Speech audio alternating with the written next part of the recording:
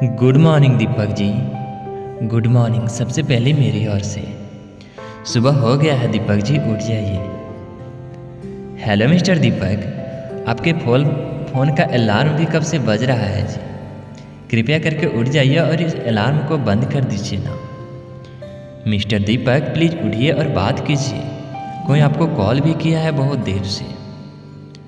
दीपक भाई प्लीज़ उठ के अपना फ़ोन रिसीव कीजिए, कोई आपको बार बार कॉल कर रहा है। And good morning.